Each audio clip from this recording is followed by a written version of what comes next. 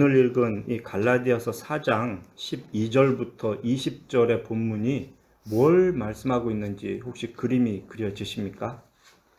이것을 간단히 말하면 그들, 거짓 교사들의 열심과 나, 바울의 열심, 둘 중에 뭐가 옳느냐 답을 해봐라.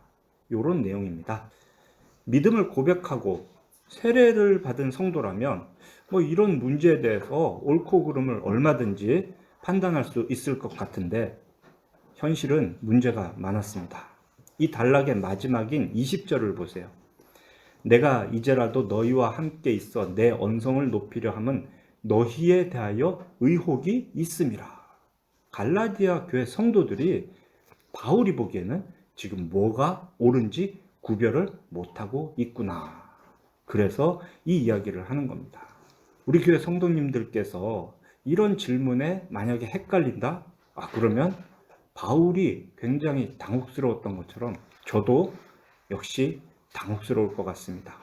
그런데 그럴 수가 있어요. 우리 성도들도, 신앙생활을 오래 한 사람들도 이런 질문에 뭐가 답이지? 구별하기가 어려울 수 있습니다. 바울의 가르침을 직접 받고 신앙생활을 했던 성도들도 그런데 우리도 당연한 거죠. 오늘 이 시간을 통해서 신앙의 중요한 원리를 깨닫고 그리고 유익한 일에 열심히 행하는 그런 은혜가 우리 모두에게 함께 하시기를 바랍니다. 우리가 실생활에서 해야 할 일, 그리고 하지 말아야 할 일, 이런 거를 제대로 판단하려면 먼저 참된 복음이 무엇인가 이걸 잘 알아야 합니다. 3장과 4장에서 말하는 참된 복음의 핵심, 이것을 두 가지로 요약을 할 수가 있는데요. 첫째는 우리가 하나님의 아들이 되었다, 이겁니다. 3장 26절 너희가 다 믿음으로 말미암아 그리스도 예수 안에서 하나님의 아들이 되었으니, 이 3장을 보면은 우리가 그렇게 하나님의 아들 되었다라는 걸 아주 강조를 하고 있습니다. 하나님의 아들이 되었다. 이게 뭐에 대한 이야기입니까? 하나님과 우리의 관계에 대한 이야기를 지금 하는 겁니다. 원래 우리는 죄의 종이었고요. 하나님과는 원수 관계였습니다. 예수 그리스도께서 십자가에 달려 죽으심으로 율법 아래에 있던 우리를 속량하셨고요. 우리에게 아들의 명분을 얻게 해주셨죠. 여기서 속량했다라는 말은 몸값을 주고 노예를 사서 자유롭게 풀어줬다, 이런 거죠. 이것은 아브라함에게 하나님께서 주셨던 언약입니다. 아브라함의 자손에게 복되게 하겠다. 그런데 아브라함의 유일하고도 진정한 그 한 자손, 그리스도 예수와 연합한 사람이 바로 그 복을 누리는 겁니다. 하나님의 아들이 되는 것. 그리고 그렇게 그리스도 예수와 연합하는 유일한 근거가 뭐다? 믿음이다. 지금 그 이야기를 하는 겁니다. 이게 복음의 핵심, 첫 번째입니다. 아들됨. 그리고 또 바울이 말하는 참된 복음의 또 다른 핵심은 우리가 성령을 받았다라는 겁니다. 4장 6절 너희가 아들임으로 하나님이 그 아들의 영, 예수의 영이 바로 성령이거든요.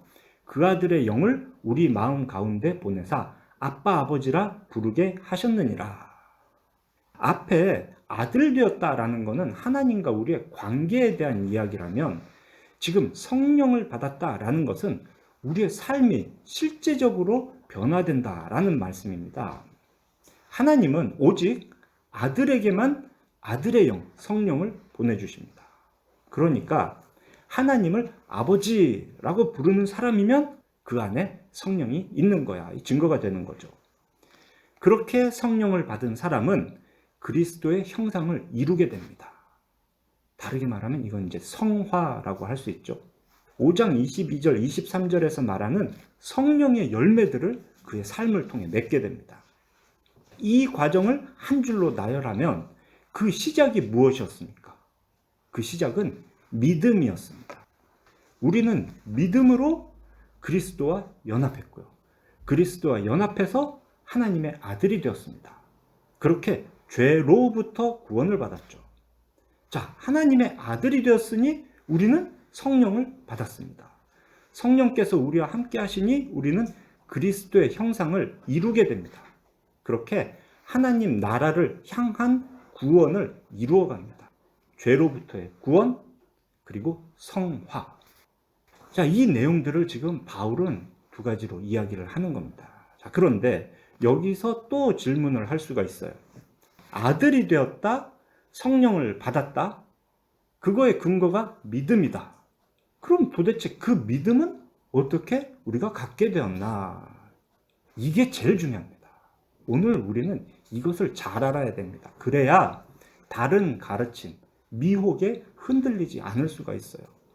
거짓 교사들이 지금 갈라디아 교회에서 거짓 가르침, 다른 복음, 율법을 행함으로 구원을 받는다라고 가르치는 이유는 오직 믿음으로 구원받는다라는 가르침이 믿어지지가 않아서입니다. 왜냐? 믿음으로 구원받는다 했는데 이 믿음이 보이지가 않거든요. 믿음은 측량을 할 수가 없습니다. 그래서 불안해요. 불안하니까 뭔가를 하려고 하는 게 인간의 본성입니다. 그래서 이렇게 가르친 거죠. 자, 예수를 믿음으로 구원받는 거 맞는데 그것뿐만이 아니라 할례도 받아야 된다. 율법도 지켜야 된다. 거짓 교사들이 이런 주장을 한 이유가 바로 그겁니다. 믿음이 안 보여서.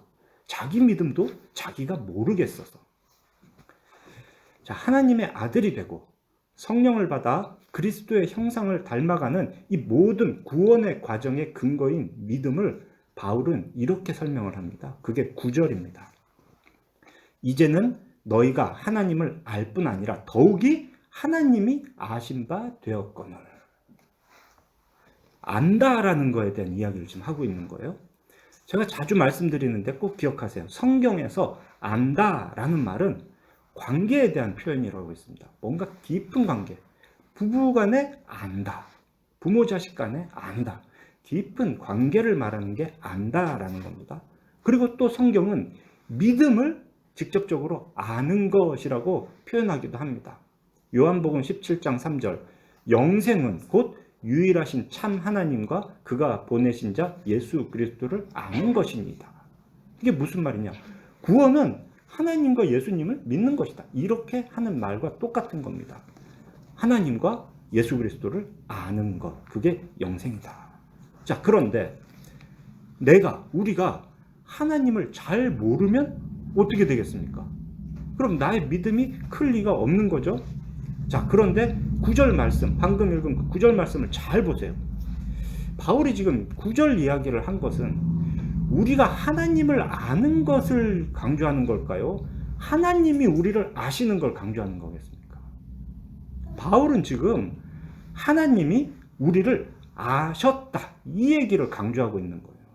하나님은 이미 우리에 대한 모든 것을 완전하게 알고 계셨습니다. 하나님께서 우리를 아시니까 우리와 하나님의 관계는 확실한 거예요. 비록 우리가 하나님을 온전히 알지 못하고, 비록 우리가 하나님을 온전히 사랑하지 못하고, 비록 우리가 하나님의 말씀을 온전히 순종하지 못한다 해서 염려하지 마시기 바랍니다. 그런 거 염려하니까 자꾸 뭔가를 더 하는 거예요. 봉사활동을 하려고 그러고, 40일 작정 기도를 하려고 그러고, 금식을 하려고 그러고. 그런 것보다 더 확실한 게 무엇이냐? 하나님께서 우리를 완전하게 아신다는 겁니다. 이것을 다른 말로 하나님께서 우리를 택하셨다라고도 하고, 또 다른 말로 하나님의 예정이라고도 하죠. 우리가 하나님을 아는 것이 부족하다 하더라도, 우리의 믿음이 부족하더라도 하나님께서 먼저 우리를 그냥 꽉 붙잡고 계시다는 말이에요. 그러니까 우리가 하나님의 자녀다, 이 사실에는 조금도 흔들림이 없다. 바울이 지금 그 얘기를 하는 거예요. 하나님의 자녀되고 성령 받고 그리스도의 형상을 닮아가고, 이게 순서인데 제일 앞에 있는 믿음, 그 믿음이 하나님께로부터 나온 것이었다는 거예요. 원래부터 하나님께서 우리를 아시고 우리를 꽉 붙잡으신다. 바울이 지금 그 얘기를 하는 겁니다. 자, 그렇다면 진짜 우리가 염려해야 될 건 뭘까요? 우리가 하나님을 잘 모르고 하나님 뜻을 잘 순종하지 않고, 이게 아니라 하나님이 우리를 나 너 모른다, 이게 우리가 제일 염려해야 되는 겁니다.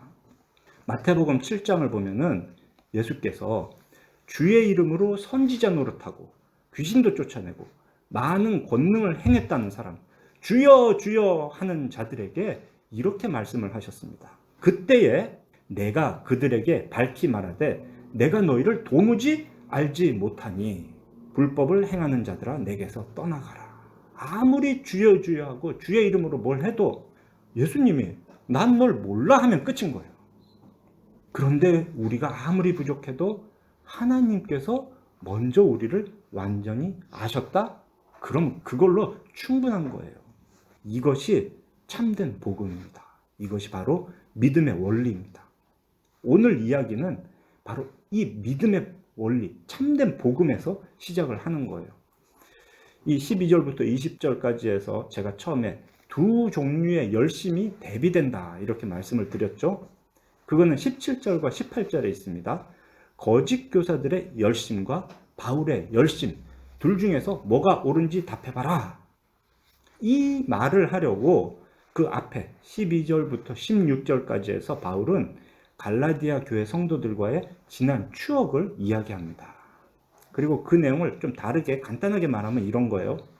여러분들 예전에는 내가 전한 복음 잘 받았잖아요. 몸이 약한 나를 업신여기지 않고 영접했었잖아요. 그때는 심지어 할 수만 있다면 눈이라도 빼어주겠다고 했었잖아요.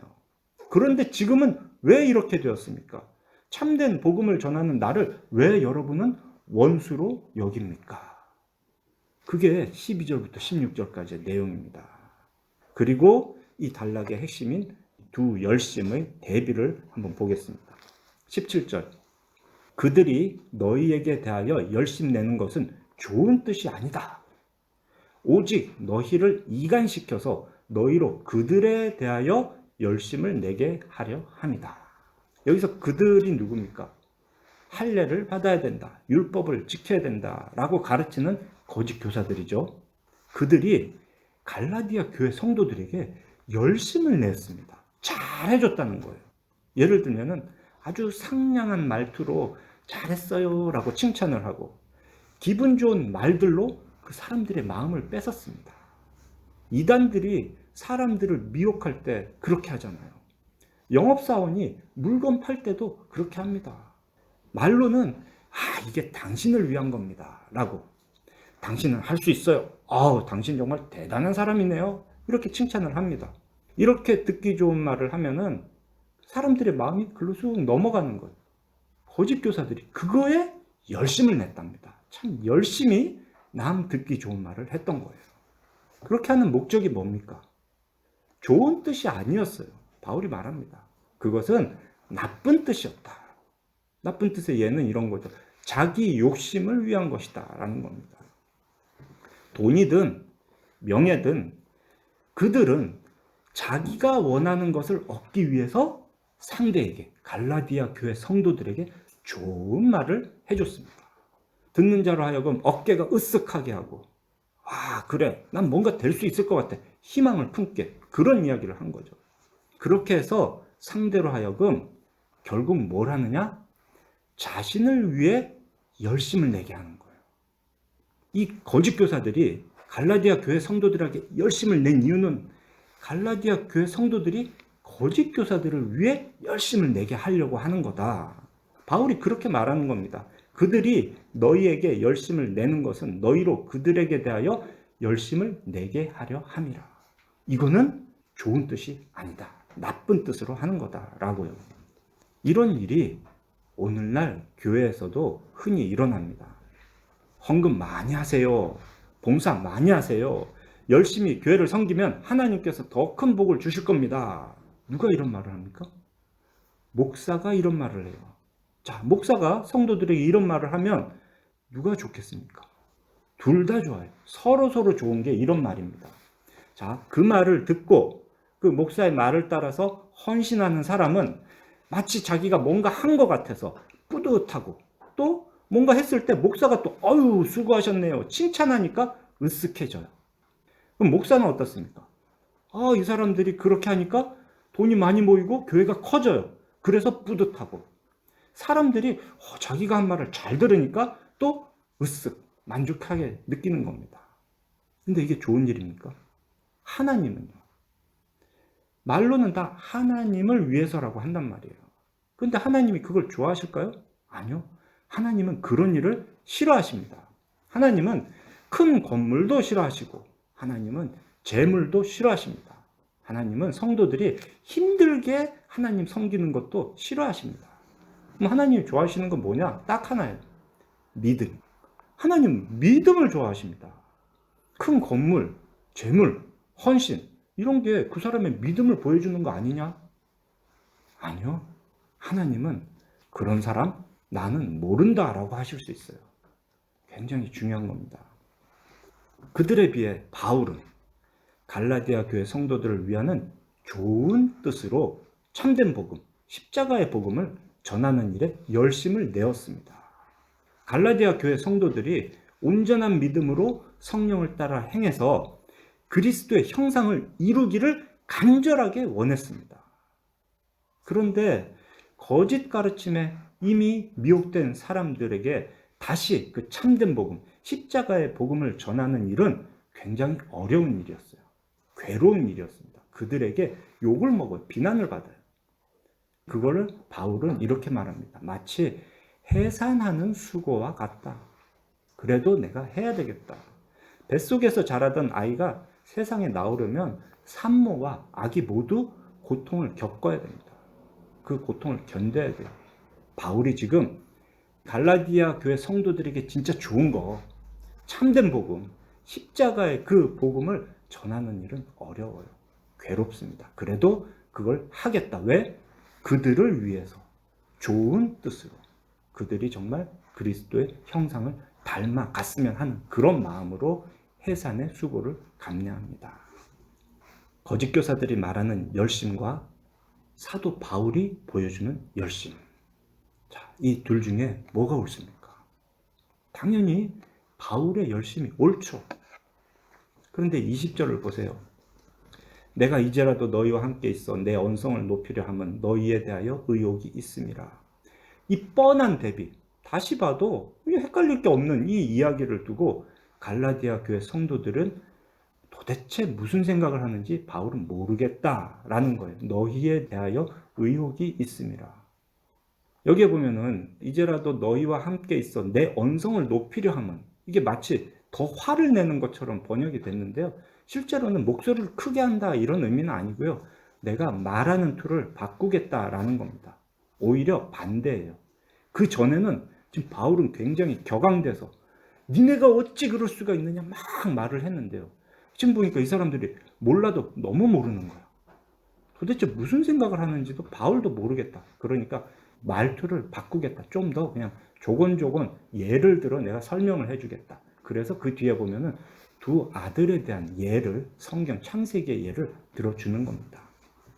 여기서 중요한 거는 그들에게 심각한 문제가 있다는 거예요. 그리고 이 갈라디아 교회 성도들이 가진 이 문제는 오늘날 모든 교회도 다 있다는 겁니다. 자, 이 말씀을 이제 보았으니까 우리가 다시 생각을 해봅시다.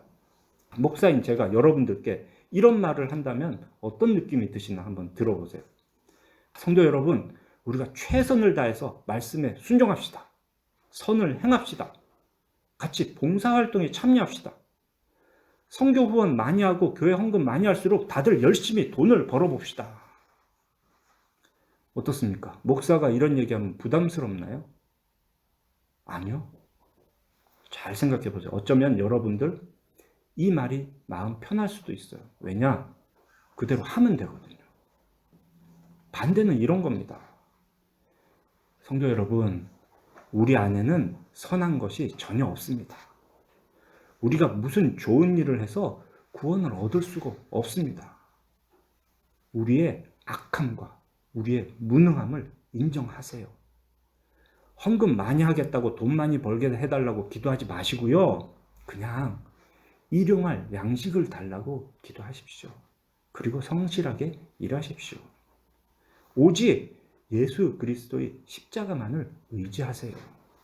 자, 목사가 이런 얘기를 하면 어떤 생각이 드시나요? 아, 그렇구나. 아니요. 이 말이 더 마음에 불편하실 거예요.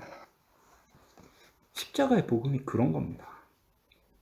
십자가의 복음은 근본적으로 하나님과 바른 관계를 맺으려는 인간적인 노력을 전부 거부해요. 그래서 많은 사람들은 십자가의 복음을 불편하게 여깁니다. 십자가의 복음은 인간의 자부심을 아주 모욕하거든요. 십자가의 복음은 우리의 선한 의도를 그냥 싹 부정합니다. 그래서 5장 11절 보면 바울이 이런 말을 해요. 형제들아, 내가 지금까지 할례를 전한다면 어찌하여 지금까지 박해를 받으리요? 바울이 할례를 전했으면, 율법을 지켜 구원받는다라는 복음을 전했으면 박해 안 받았을 거야. 그 얘기를 하는 겁니다. 그런데 바울은 십자가의 복음을 전했거든요. 그래서 박해를 받았어요. 만약에 바울이 지금까지 할례의 복음을 전했다면, 율법을 지켜 구원받는다라는 복음을 전했다면 십자가의 걸림돌이 제거되었을 것이다. 이렇게 말을 합니다. 사람들에게 십자가는 걸림돌인 거예요. 십자가는 하나님 앞에 선 인간을 그냥 다 벌거벗깁니다. 우리의 모든 불의와 악함이 다 드러나게 하는 게 십자가예요. 인간이 행하는 최선의 행위도 그냥 악한 것이다. 그냥 다 악으로 물들어 있다. 이것을 인정하는 사람만이 십자가의 복음을 믿을 수가 있어요. 그러니까 그게 인정 안 되는 사람은 내가 이 정도면 괜찮은 거 아니야? 나도 잘할 수 있는데? 이런 생각이 조금이라도 있으면 십자가의 복음은 거부당합니다. 그래서 많은 사람들이 십자가의 복음에 아주 적극적으로 저항을 합니다. 십자가의 복음을 믿고 전하는 사람들을 박해합니다. 박해를 받는 방식이나 정도는 사회의 환경이나 문화에 따라서 다를 수가 있어요. 어떤 경우에는 그냥 무시당하고 또는 비판이나 차별을 당하는 정도, 이 정도겠지만 어떤 사회에서는 폭력, 고문, 심지어 죽임을 당하기도 합니다. 십자가의 복음은 인간의 가능성을 부정해요. 사람들은 우리가 뭔가 잘 배우면, 교육을 잘 받으면 개혁되고 변화될 수 있다라고 생각을 합니다.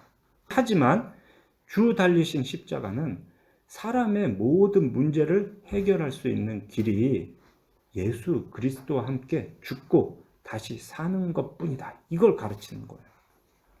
십자가의 복음은 결코 사람을 칭찬하지 않습니다. 결코 자신에 대한 만족감을 주지 않아요. 십자가의 복음은 인간을 높이지 않습니다. 오히려 인간의 모든 가능성, 모든 기대를 다 무너뜨립니다. 그러니까 그리스도의 십자가 앞에서 사람의 반응은 딱 둘로 나뉘는 거예요. 자기의 죄를 인정하고 회개하거나 분노하거나 나는 그렇지 않아 라고. 이게 참된 복음입니다. 이상하다. 성경 보다 보면 우리한테 선을 행하라, 이웃을 사랑하라 이런 말씀도 많던데 이걸 명령하던데 우리 보고 이웃 사랑하라고, 선을 행하라고. 도대체 성경에서 이런 명령은 무슨 의미로 하는 것일까? 이 모든 것이 십자가의 복음과 어긋나지 않습니다. 지금 그 십자가의 복음, 인간의 무능함, 무력함을 이야기하는 바울이 5장 6절에 이런 말씀을 합니다. 그리스도 예수 안에서는 할례나 무할례나 효력이 없으되 사랑으로 역사하는 믿음뿐이니라. 믿음은 사랑으로 역사한답니다. 참된 믿음이 있다면 그냥 가만히 있지 않는다는 거예요. 반드시 사랑을 행하게 됩니다. 예수님은 이 원리를 포도나무와 가지의 비유로 설명을 해주셨어요. 가지가 포도나무에 제대로 붙어 있으면 열매를 맺게 됩니다. 가지가 스스로 어떻게 열매 잘 맺어보겠다고 애쓴다고 열매 맺는 게 아니에요. 우리도 마찬가지입니다. 우리가 선을 행하라, 사랑하라, 명령을 들었다고 해서 그래 내가 이제부터 선을 행할게, 내가 사랑할게 이렇게 결심을 낸다고 되는 일이 아니에요. 그러니까 세상에서 착하게 살자 운동 암만 해도 안 착해지는 겁니다. 도덕 재무장을 합시다. 윤리 실천을 합시다. 이런 운동으로 세상은 바뀌지 않아요. 오직 성령의 능력으로 사람이 변화됩니다. 성령께서 우리를 예수 그리스도와 연합하게 해 주실 때, 그때 그 사람은 사랑을 행하게 되는 겁니다. 순서가 중요한 거예요. 그걸 두고 성경에서는 사랑을 행하라, 선을 행하라, 이렇게 명령문으로 말하는 겁니다. 그 명령문 잘 들어보세요. 반드시 그 앞에 너희가 이런 사람이 되었으니, 너희가 하나님의 자녀가 되었으니, 그 말이 먼저 있는 거예요. 결국 우리가 열심히 해야 될 것은 참된 복음을 따라서 말씀을 읽고 기도하는 겁니다. 디모데전서 4장 5절, 하나님의 말씀과 기도로 거룩하여 지니라. 그리스도를 닮아가는 일에 우리가 힘쓸 거는 요거 두 개인 거예요. 말씀과 기도. 자, 그리고 반드시 해야 되는 게 회개입니다. 회개. 날마다 죄 짓고 날마다 회개하고 또 다음 날 또 죄 짓고 회개하고 이러면 이거 하나님을 볼 면목이 없는 걸까요? 맞습니다. 뭐 똑같이 계속 반복되면 면목이 없긴 하죠. 자, 그래도 어쩔 수 없는 게 회개입니다. 우리는 회개를 해도 또 다시 죄를 짓고 마는 그런 연약한 존재거든요. 진리를 안다고 해서, 내가 한번 제대로 세게 회개했다고 해서 다시 죄를 짓지 않느냐? 아니에요. 만약에 그렇게 된다면, 뭔가 잘 배워가지고 감동받아가지고 내가 진짜 회개 진하게 해가지고 다시는 그 죄를 안 짓는다? 그러면 예수님의 십자가는 괜한 것이 되는 거예요. 예수님이 그냥 잘 가르치지, 잘 회개시키지, 그러면 되는데 왜 십자가에 달려 죽으십니까? 인간은 그게 안 되기 때문에 예수님께서 십자가에 달리신 거예요. 그러니까 회개는 하고 또 하는 겁니다. 자, 그럼 더 이상 회개하지 않아도 되는 때가 올까요? 네, 옵니다. 우리의 숨이 끊어지는 날, 우리가 육신을 벗는 날, 죽어서. 죽으면 더 이상 회개하지 않아도 됩니다. 근데 죽기 전에는 마지막까지도 해야 될 게 회개입니다. 말씀 읽고 기도하고 회개하고, 말씀 읽고 기도하고 회개하고. 그러다 보면 성령께서 이 안에서 역사하셔서 열매를 맺게 해주십니다. 사랑, 희락, 화평, 오래 참음, 자비, 양선, 충성, 온유, 절제, 기타 등등. 그리고 그 중에 제일은 역시 사랑입니다. 예수님을 다시 만나는 날, 예수께서 재림하신 이후에도 계속될 것 딱 하나가 사랑이다 그래요. 기억하세요. 우린 사랑을 행해야 됩니다. 그런데 사랑을 행해서 믿음을 만들어내는 게 아니라는 거예요. 믿음으로 사랑을 행하게 됩니다. 우리 사랑하는 필그림교회 성도 여러분, 우리를 자녀 삼아 주시고 성령을 보내어 주시는 그 믿음, 그 하나님과의 관계, 이것은 하나님께서 먼저 우리를 알아주심으로, 하나님께서 먼저 손으로 붙잡아 주심으로 이루어졌습니다. 이루어진 거예요, 그냥. 우리는 그 믿음 안에서, 그 아버지와 아들의 관계 안에서 조금씩 더 하나님을 알아가고 기도하는 일, 거기에 열심을 내야 됩니다. 어떤 문제를 만날 때 내가 방법 다 정해놓고 하나님 이루어주세요, 이렇게 하는 게 아니고요. 처음부터 전적으로 하나님을 의지해야 됩니다. 하나님을 의지하고 기도할 때 하나님께서 말씀을 통해 이렇게 해라 저렇게 해라 하시는 것이 있다면 그때 그 일을 열심히 해야 되는 거죠. 그것은 그냥 안 보입니다. 그냥 안 들립니다. 내 방식을 포기하기 전에는 하나님의 그런 인도하심은 보이지도 않고 들리지도 않습니다. 나의 전적인 무능함을 인정하기 전에는 하나님의 능력이 우리에게 임하지 않습니다. 예수 그리스도의 십자가 은혜에 의지해서 말씀과 기도와 회개에 열심을 내는 그런 좋은 성도 되시기를 삼위일체 하나님의 이름으로 축원합니다.